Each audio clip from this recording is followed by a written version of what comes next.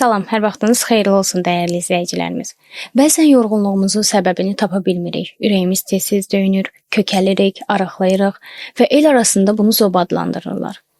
Amma əslində bu bədənimizin bizə verdiyi tiroid siqnallarıdır. Bugün Günkastda endokrinoloq Gülay Həsən ilə birlikdə tiroid xəstəliklərinin nə olduğunu, kimlərin risk altında olduğunu və vaxtında bilməyin niyə bu qədər vacib olduğunu müzakirə edəcəyik. Xoş gəlmisiniz Gülay doktor. Xoş gördük. Bugün ən çox verilən sualları, tiroidlərlə bağlı ən çox verilən sualları sizə ünvanlamaq istəyirəm. Tiroid vəzi xəstəlikləri el arasında zob kimi tanınır. Ümumiyyətlə zob nədir? Zob əslində rus sözüdür. Bizim dildə adı urdur və zob və yaxud da Azərbaycan dilində desək ur, tiroid vəzinin böyüməsidir. Amma el arasında, yəni tiroid vəzinin həcminin böyüməsidir. Amma el arasında tiroida bağlı bütün xəstəlikləri zob olaraq adlandırırlar. Tiroida bağlı xəstəliklər fərqlidir. Bunu ümumilikdə iki qrupa bölə bilərik. Tiroidin strukturunun, yəni görüntüsünün pozulması ilə gedən xəstəliklər, məsələn, tiroid vəzin həcminin artması və yaxud da düyünlərin olması və yaxud da tiroidin görüntüsünün heterogen olması, görüntüsünün pozulması, bunu biz ultrasəs müayinəsi zamanı görürük. İkinci, tiroid vəzinin funksional pozğunluğu, yəni tiroid vəzinin hormonlarının əksikliyi və yaxud da artıqlığı ilə gedən xəstəliklər.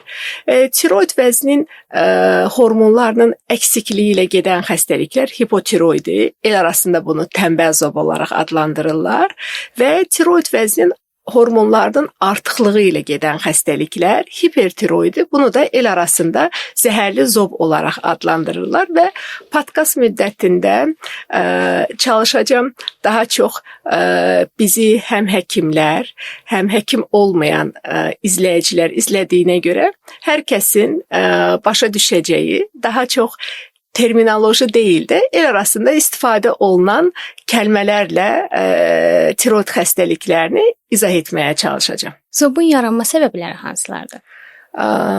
Tiroid xəstəliklərinin yaranma səbəbləri fərqlidir. Ümumilikdə ən böyük səbəblərindən biri yod çatışmazlığıdır. Və nəzərə alsaq ki, Azərbaycan özü yod çatışmazlığına görə endemik zonadır. Digər səbəb Hashimoto tiroiditi ola bilər. Bunu çox eşitmişik. Hər kəs Hashimoto'm var və yaxud da məndə filan şikayətlər var, görəsən Hashimoto'm var təşvişi ilə gəlirlər. Hashimoto da tənbəl zobun, yəni tiroid vəzi çatışmazlığının ən önəmli səbəblərindən biridir. Hashimoto tiroiditi bir orqanizmin autoimmun bir xəstəliyidir. Bunu bir açım ümumiyyətlə autoimmun xəstəlik nədir və Hashimoto tiroiditi nədir? Normada bizim immun sistemimiz belə qurulub ki, orqanizmimizə daxil olan hər hansı bir yad cisim, hər hansı bir yad maddəyə, hətta hər hansı bir yad orqana qarşı immun sistemimiz ataka keçir, savaşa keçir və onu orqanizmdən uzaqlaşdırmağa çalışır. Məsələn, hər hansı bir qrip infeksiyası olsun, tutaq ki, və yaxud da adi barmağımıza bir tikan batdıqda belə orqanizm onu bədəndən uzaqlaşdırmağa çalışır. Autoimmun xəstəliklərdə immun sistemdə bir problem yaranır və immun sistem öz doğma toxumasını, öz doğma orqanını bir yad orqan, yad cisim kimi görür və həmin orqana qarşı ataka, savaşa keçir. Autoimmun tiroidit, Hashimoto tiroidit də budur. Bədəndə xüsusi, belə deyək, antisellər, zülallar var və bu zülallar bədənimiz özümüzün doğma tiroid toxumasını bir yad toxuma, yad orqan kimi tanıyır və ona qarşı ataka keçir, onun funksiyasını pozmağa çalışır. Həmin o yad cisim və yaxud da yad zülal dediyimiz maddələrdə antitepo və antiteqedir. Bunu tiroid xəstəliyi olan pasiyentlər çox eşidiblər, bu analizləri veriblər və hər Hashimoto tiroiditi olanda, hər autoimmun tiroiditi olan xəstələrdə o antisellər tiroid vəzinin funksiyasını pozmağa nail ola bilirmi? Hər xəstədə nail ola bilmir, amma dünyada tənbəl zobun ikinci ən önəmli səbəbi Hashimoto tiroiditdir. Zob xüsusilə də düyünlərin əmələ gəlməsinin digər ən önəmli səbəblərindən biri boyun bölgəsinə, radiasiya xüsusilə də boyun bölgəsinə olan radiasiyadır və bu radiasiya uşaqlıq vaxtından başlayırsa, tiroid düyünlərinin, xüsusilə də tiroid xərçənginin yaranma ehtimalı arta bilir. Digər səbəblər də var. Məsələn, siqaret çəkənlərdə tiroid xəstəliklərinin görülmə ehtimalı daha çoxdur.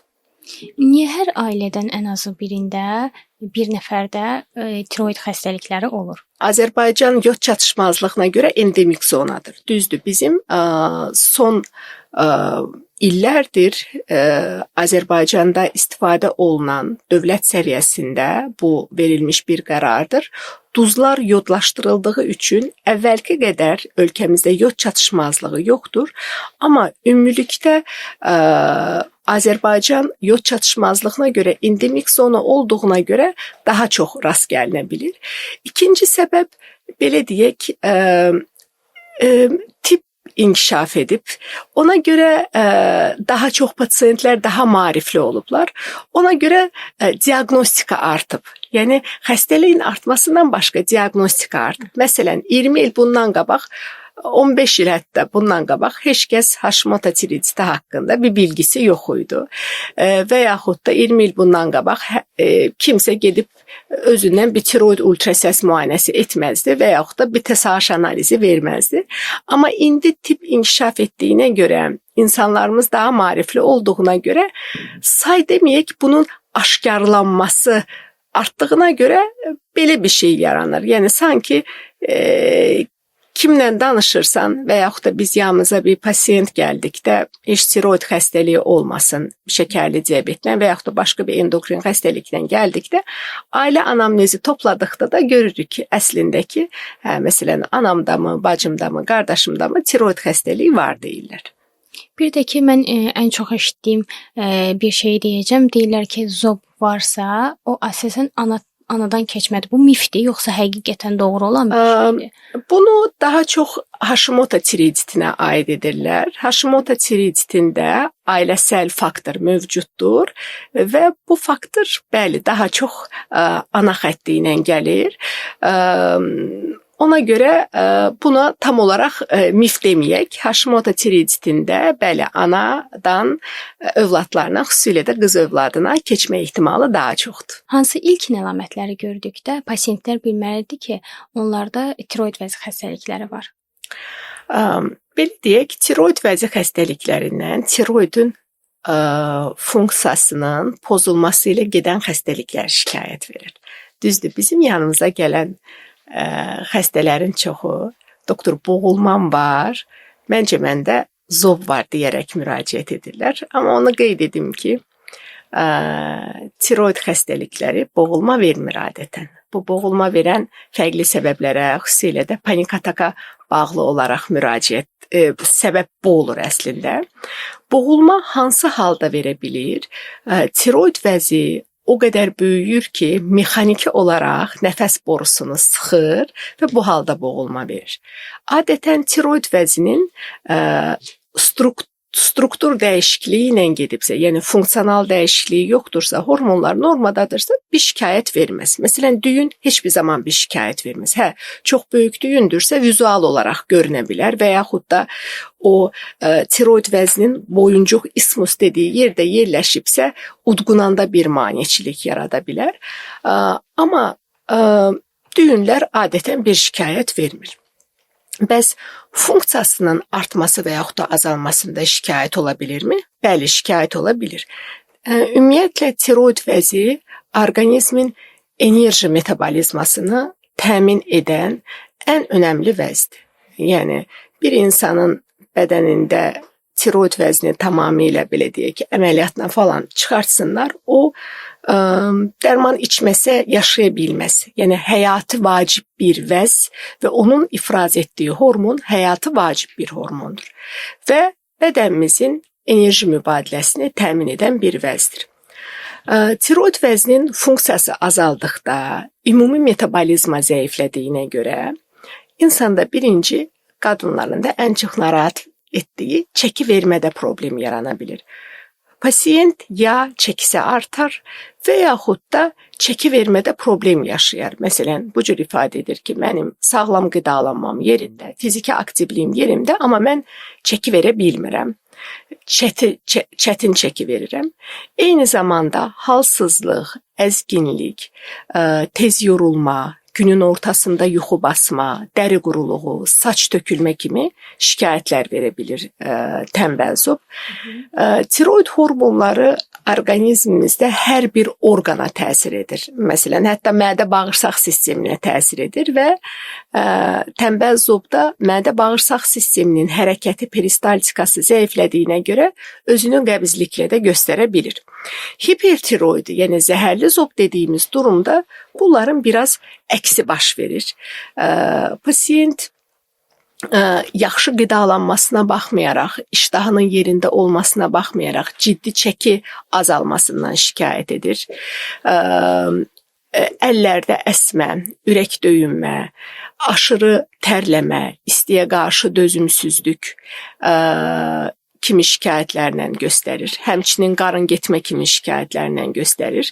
Eyni zamanda istər qadınlarda, istər kişilərdə tiroid vəzinin funksional pozğunluğu sonsuzluğa səbəb ola bilir, aybaşı pozğunluğuna səbəb ola bilir, cinsi zəifliyə səbəb ola bilir. Eyni zamanda insanın fiziki halından başqa ruh halına da təsir edir. Məsələn, tənbəl zoblarda insanlarda depressiv, ruh düşkünlüyü müşahidə olunur. Zəhərli zoblarda isə əsəbilik, aqressivlik, səbirsizlik, ağlağanlıqla özünü biruzə verir.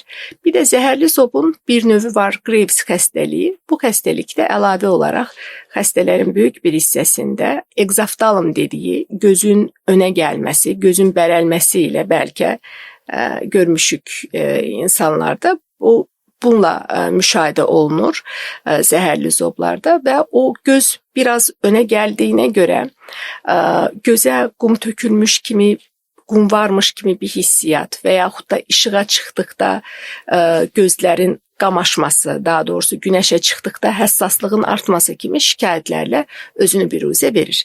Və tənbəl zobda önəmli bir xüsusiyyətlərdən biri bədəndə ödem artımı müşahidə olunur. Yəni pasiyentlər üzlərində, əllərində şişkinliyin olmasından şikayət edirlər. Ola bilərmi ki, tiroid ultrasəs müayinəsində problem var, amma qan analizlərində heç bir problem yoxdur?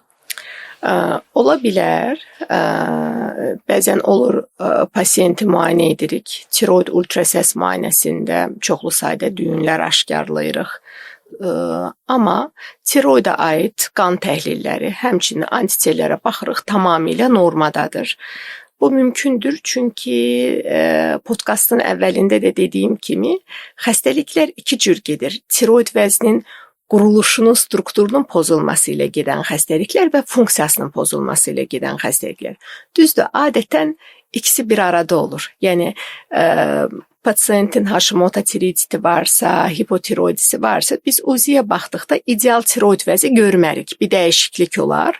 Amma bəzən ola bilir ki, tiroid hormonları pozulub, amma tiroid vəzinin görüntüsü tamamilə normaldır və yaxud da əksinə siz dediyiniz kimi ultrasəs müayinəsi edirik, dəyişiklik var, düyünlər var, amma tiroidə bağlı hormonlar tamamilə normadadır.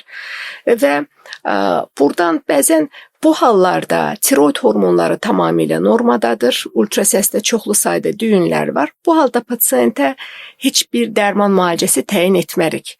Bəzən buna görə pasiyentlər narahat olur ki, necə olur doktor, deyirsiniz çoxlu düyünlərim var, amma mənə heç bir dərman təyin etmirsiniz. Bu tiroid xəstəliklərində dərman müalicəsi yalnız tiroid funksiyası pozulduqda təyin olunur. Yəni dünyada tiroid düyünlərinin ölçüsünü kiçildə bilən, əridə bilən bir müalicə yöntəmi yoxdur. Tiroid düyünləri varsa, bu zaman ya həmin düyünləri təqib edirik, 6 aylıq, 1 illik, bəzən 2 illik aralıqlarla təqib edirik. Və yaxud da önəmsiz bir tiroid vəzi düyünüdürsə, yəni məsələn tam saf kistik bir düyündürsə, ümumiyyətlə təqibə belə ehtiyac yoxdur. Bəzi düyünlərdə isə biopsiya, bəzi düyünlər üçün biopsiya tövsiyə edirik. Bəs hansı düyünlərə biopsiya təyin edirsiniz? Düyünün ölçüsünün burada önəmi varmı? Bəli, hər düyünə biz biopsiya tövsiyə etmərik. Düyünün ölçüsünün önəmi var, amma məsələn bəzən ola bilər ki, düyünün ölçüsü 30 millimetrdir. Biz heç biopsiya tövsiyə etmirik. Bəzi düyün ola bilər ki, ölçüsü 9-10 millimetrdir. Biz biopsiya tövsiyə edək. Burada ölçüdən ziyadə çox önəmli olan düyünün quruluşu və exogenliyidir. Yəni loru dildə deyək onun rəngidir. Məsələn, düyün hipoexogendirsə, yəni ultrasəs görüntüsündə tünd rəngdə görünürsə, düyünün kənarları kələkötürdürsə, hamar deyilsə, düyünün içərisində kalsinatlar dediyimiz, loru dildə desək belə daşdaşmış, bərkimiş kiçik sahələr varsa və yaxud da düyünün ölçüsü dairəvi deyil də uzunsovdursa, bu ultrasəs görüntüləri bir düyün üçün bədxassəli görüntü ehtimalını artırır deyənə adətən o cür düyünlərdən biopsiya istəyirik və normada biz düyünləri baxıb dəyərləndirdikdə exogenliyinə baxırıq, ətrafının kələkötürdürmü, hamardırmı, ona baxarıq, kalsinat varmı, yoxmu, ona baxarıq, düyünün forması necədir, ona baxarıq və bunun əsasında skorlama, yəni ballama veririk düyünlərə və o bala görə də təyin edirik ki, məsələn tutaq ki, bu triads 5 dediyimiz bal verilibsə bu düyünə, bu düyünlərin ölçüsü 1 santimetrsə mütləq biopsiya olunsun deyirik. Yox, triads 3-dürsə məsələn, düyün daha böyük ölçülərdə biopsiya göstərişi olur. Yəni qeyd etdiyim kimi ölçü önəmlidir, amma yalnız ölçü önəmli deyil. Sadaladığım 4-5 faktor da biopsiya göstərişi üçün çox önəmlidir. Tiroidlərin funksional pozğunluğunda müalicə təyin edirsinizsə, bu müalicə ömürlük olur, yoxsa müddəti var? Tiroidin funksional pozğunluğunda, yəni tənbəl zob dediyimiz hipotiroididə dərman müalicəsinə başlayırıqsa, adətən ömürlük dərman müalicəsi olur. Çünki tənbəl zobda hər hansı bir səbəbdən tiroid vəzi hormon ifraz etməyi azaldır və yaxud da dayandırır. Və hal-hazırda müasir tibbdə dağılmış, pozulmuş tiroid vəzinin işləməsinə məcbur edə biləcək, işləməsini stimulə edə biləcək bir müalicə yöntəmi və yaxud da dərman müalicəsi yoxdur. Yəni bizim əlimizdən nə gəlir? Tiroid vəzi işləmir, bu hormonu ifraz etmir və onun ifraz etmədiyi hormonu dərman şəklində bədənə verməkdir. Yəni orqanizm üçün önəmli deyil bunu çöldən dərman şəklindəmi alınır, yoxsa tiroid vəzi özünü ifraz edir. Önəmli olan o FT4 dediyimiz hormonun yerində olmasıdır. Bunun adı əvəzedici hormonal müalicə gedir. Çatmayan hormonu yerinə qoymaq gedir. Və adətən bu müalicə ömürlük aparılır. Çünki biz dərmanı verib hormonu yerinə qoyduğumuz müddətdə bədəndə o hormon var, hər şey əladır. Vermədiyimiz müddətdə hormon səviyyəsi azalır və şikayətlər, problemlər başlayır.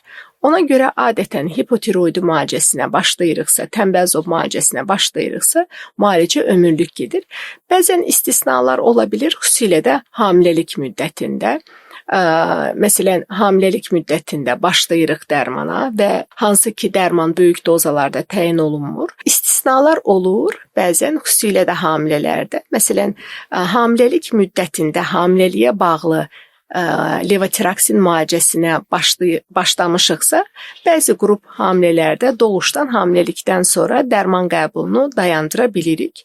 Amma böyük hallarda levotiraksinlə müalicəyə başlamışıqsa, yəni tənbəl zob müalicəsinə başlamışıqsa, müalicə ömürlük gedir. Zəhərli zoblarda vəziyyət fərqlidir. Zəhərli zoblarda dərman müalicəsini uzun dönəm verə bilmirik. Çünki tənbəl zoblarda istifadə olunan levotiraksin müalicəsi çox rahat ömürlük təyin olunan müalicədir. Hamilə qadınlara və süd verən qadınlara rahat qəbul edə biləcək dərmandır. Amma zəhərli zob müalicəsində istifadə olunan dərmanlar belə deyil. Adətən zəhərli zob müalicəsində istifadə olunan dərmanları 24 aydan, yəni 2 ildən artıq vermirik. Bəs hamiləlik sürəcində necə olur? Tiroid xəstəlikləri olan pasiyentlərin hamiləlik sürecinə bu təsir edirmi? Tənbəl zobu olan, yəni hipotiroidisi olan hər bir qadın hamiləlik müddətində mütləq nəinki dərmanının qəbulunu davam etməlidir, hətta biz dərman dozunu artırırıq. Çünki istər uşağın, dölün inkişafı baxımından, xüsusilə zəkasının inkişafı, IQ-su baxımından tiroid hormonları çox önəmlidir. Həmçinin hamiləliyin gedişatı üçün də tiroid hormonları önəmlidir. Yəni öncədən tiroid hormonu, levotiraksin qəbul edən anaların hamiləlik müddətində mütləq dərmanın dozunu artıraraq qəbul etmələrini, bəzən pasiyentlər olur, öncədən dərman qəbul etmir, amma ginekoloqa ilk vizitdə, rutin müayinələrdə TSH-ın yüksək olduğu görülür və dərman müalicəsinə başlanılır. Hamiləliyin gedişatı üçün, sağlam gedişatı üçün və uşağın normal, xüsusilə də zəkasının inkişafı üçün bütün hamiləlik müddətində tənbəl zobu olanlarda tiroid hormonlarının qəbul olunması şərtdir. Hamilələrdə tiroid xəstəliklərindən danışmışkən, hamilələrdə yod qəbulunun əhəmiyyətindən də danışmaq istəyirəm. Bütün hamilə qadınlar, nəinki hamilə qadınlar, bütün süd verən analar mütləq gündəlik olaraq yod preparatı qəbul etmələri lazımdır. Necə ki bir hamilə qadın hamiləlik müddətində fol turşusu qəbul edirsə, onun kimi yod preparatının da qəbul etməsi lazımdır. Bu ilk növbədə döl üçün, uşaq üçün lazımdır. Nə qədər qəbul etsəz soruşsaq, ortalama günə 150-200 mikroqram dozada qəbul etmələri lazımdır. Adətən fol turşularının tərkibində yod olur. Ya elə bir dərman seçmək, elə bir fol turşusu seçmək lazımdır ki, tərkibində yod olsun və yaxud da əlavə olaraq yod preparatı şəklində qəbul etməlidir. Və adətən 12-ci 16-cı həftədən başlayaraq ginekoloq hamilə qadına prenatal vitamin qəbul edir. Yəni hamiləlik üçün lazım olan vitamin kompleksi təyin edir. Adətən onların içində də yod olur, amma hamiləliyin ta başlanğıcından sonuna qədər və laktasiya müddətində yod qəbulu mütləqdir. Niyə mütləqdir? Birinci 17-ci, 18-ci həftədən etibarən dölün öz tiroid vəzi artıq işləməyə, tiroid hormonları ifraz etməyə başlayır. İstər ananın tiroid vəzindən tiroid hormonlarının sintezi üçün, istəyir dölün tiroid vəzindən tiroid hormonlarının sintezi üçün yod əsas maddədir. Yəni yodu alaraq tiroid hormonlarını sintez edir və buna görə yəni ana, daha doğrusu döl ananın yoduna möhtacdır. Ona ehtiyacı var. Buna görə hamiləlik müddətində, hamiləliyin başından etibarən yod qəbul etməsi şərtdir. İkinci məsələ, niyə məsələn hamımızın yoda ehtiyacı var? Biz yodlaşdırılmış duz qəbul etdiyimizə görə gündəlik tələbatımızı demək olar ki, ödəyirik. Amma hamiləlik müddətində bu tələbat artır. Artma səbəbi qeyd etdiyim kimi dölün yoda olan ehtiyacı. İkinci artma səbəbi ananın hamiləlik müddətində tiroid vəzi daha çox işləyir, daha çox hormon ifraz edir. Buna görə artıq yoda ehtiyacı var. Və üçüncü, qəribə bir şəkildə hamiləlik müddətində orqanizmdən sidikdən yodun atılması artır.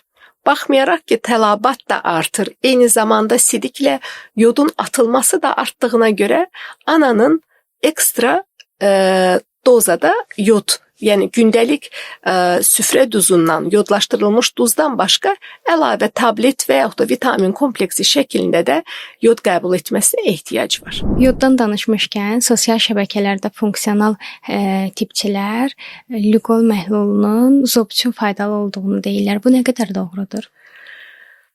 Bu bizim belə yaralı yerimizdir, endokrinoloqların yaralı yeridir. Heç lüqol tövsiyə etmərik. Lüqol birinci çox böyük konsentrasiyada bir yod məhluludur. Lüqolun tibbdə istifadə yeri var, amma bəlli çox nadir xəstəliklərdə, xüsusilə də zəhərli zoblarda, bəzi zəhərli zob olan pasiyentlərdə əməliyyat önü hazırlıq kimi istifadə olunur. Amma lüqolun yod qəbulu məqsədi ilə vermək və yaxud da tiroid xəstəliklərinin müalicəsi məqsədi ilə və yaxud da profilaktikası məqsədi ilə vermək yol verilməzdir. Birinci, lüqol bir yod məhluludur. Konsentrasiyası yüksək olan yod məhluludur. Mən neçə xəstə gördüm. Lüqol məhlulu içməklə, xüsusilə də damcıları da belə zob xəstəliyimə daha yaxşı təsir etsin, damcıları bol-bol tökərək içən, qida borusu yanan neçə xəstə gördüm. İkinci, lüqol məhlulunda yod çox-çox böyük konsentrasiyadadır və yodun belə bir xüsusiyyəti var. Yod böyük dozalarda verdikdə həm tənbəl zoba, həm zəhərli zoba səbəb ola bilir. Yəni tiroid funksiyasını bir mənalı olaraq poza bilir. Ona görə nə profilaktik məqsədlə, nə zob xəstəliklərinin müalicəsi məqsədi ilə lüqol məhlulunun istifadə olunmasını heç tövsiyə etmirik.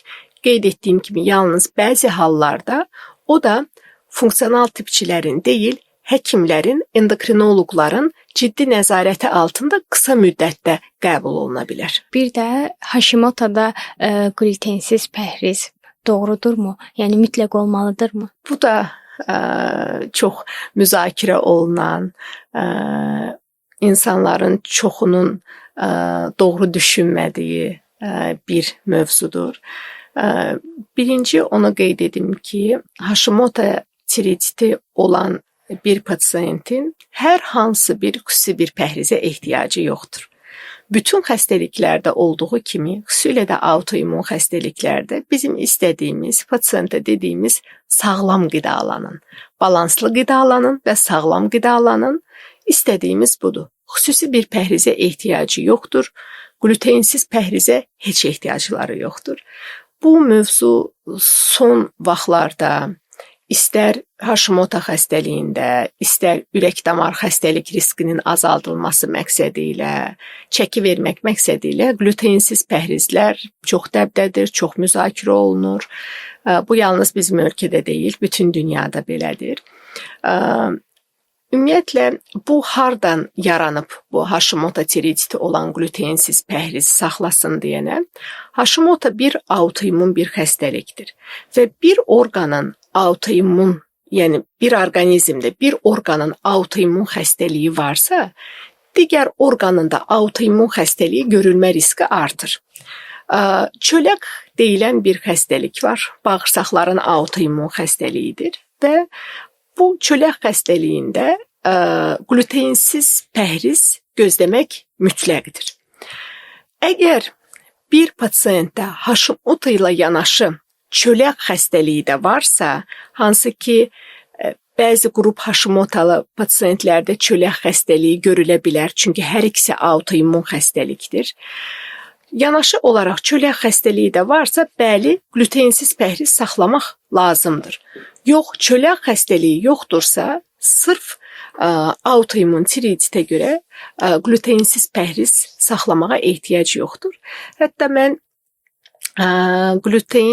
free glutein pəhrizlərlə bağlı bir maraqlı və uzun illər aparılan bir tədqiqat nəticəsini demək istəyirəm. 2017-ci ildə British Medical jurnalda Harvard Universitetinin apardığı böyük bir tədqiqat nəticələri göstərilir. Bu tədqiqat hardasa təxminən 110 min insan üzərində, qadın və kişinin daxil olduğu 110 min insan üzərində ortalama 25-26 il ərzində aparılır və bu tədqiqat qluteinsiz qidalanmanın, qluteinsiz pəhrizin ürək-damar xəstəliklərinin riskini azaldıb azaltmadığını göstərir.